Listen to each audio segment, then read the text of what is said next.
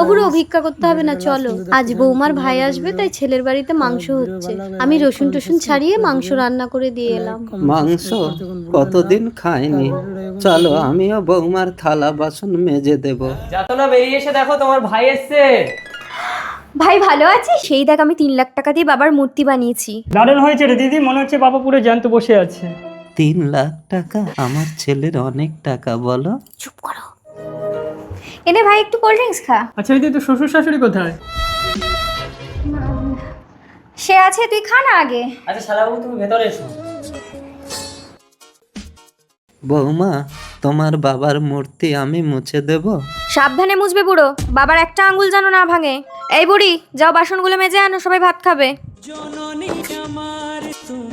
আজ মাংস দিয়ে ভাত খাবো।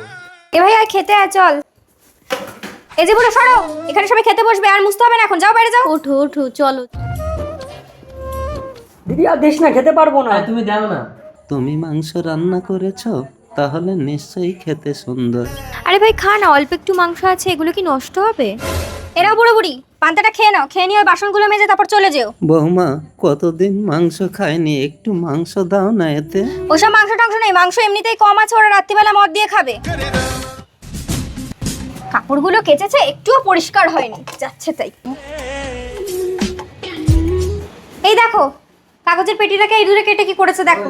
আরে এই দূরের ব্যবস্থা আজ হয়ে যাবে, পান্তায় বিষ মাখিয়ে আমি ওখানে দিয়ে এসেছি। ইমা কি বলছো তুমি? ওই পান্তা ভাত তো আমি তোমার বাবা মাকে খেতে দিয়ে আসলাম।